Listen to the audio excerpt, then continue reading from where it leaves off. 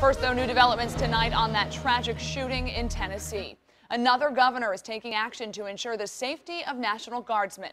Today, Indiana Governor Mike Pence talked about an executive order he signed yesterday. It will allow soldiers and airmen to carry personal weapons at Indiana's armories, air wings, training centers, and recruiting storefronts. Troops will need a permit before they're allowed to start carrying. Those who step forward and wear the uniform of the United States and their families make great sacrifices. We owe them nothing less than the ability to do their job safely and come home to their families. Governor Pence's order takes effect immediately. Indiana is home to the fourth largest contingent of National Guardsmen in the United States. Tennessee's governor is also talking about the tragedy. This morning on Meet the Press, he told moderator Chuck Todd his biggest fear is that the shooter, Muhammad Yusuf Abdulaziz, was acting alone. The chance that, maybe the very good chance, this is just a lone wolf out there operating on his own, where we had no predictors of what he would do.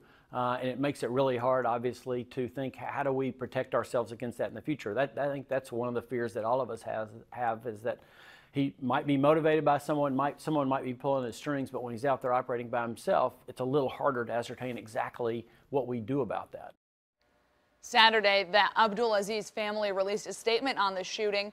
In it, they offered sympathies to the families of the 5 victims, 4 Marines and 1 sailor. The family said they are cooperating with authorities. Tonight, federal investigators are following the digital trail left behind by the gunman in last week's Chattanooga shooting. Meanwhile, family members are preparing for funerals. Brian Moore has the story. At a makeshift memorial for the 5 military members killed in Chattanooga, a grieving mother expressed her pride. My son is a hero.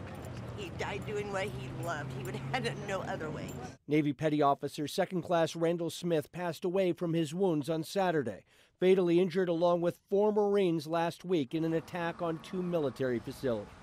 He's my life. He's my world. I have half a heart left, and it's her, my daughter. He is gone. As 5 families prepare for funerals, federal investigators are tracking the shooter's links to radical Islam, even as they worry about protecting against future threats. If it can happen in Chattanooga, it can happen anywhere, anytime, any place, and that's our biggest fear. Tennessee's governor's ordered a security review of military facilities in his state to see whether some personnel can be armed. We don't want to leave our folks out there as targets when we've had such a horrible event happen just 3 days ago. A tragedy that has many communities thinking about security of facilities that once seemed immune from danger. Defense Secretary Ashton Carter has ordered a security review to be completed by the end of the week. But already governors of at least a half dozen states are asking that their Guard troops be armed to protect themselves and their facilities. Brian Moore, NBC News, Washington. 10 on your side's coverage on this tragic shooting continues on WAVY.com. That's where we've compiled all the information, videos, and pictures with everything you need to know. All the links are on our homepage.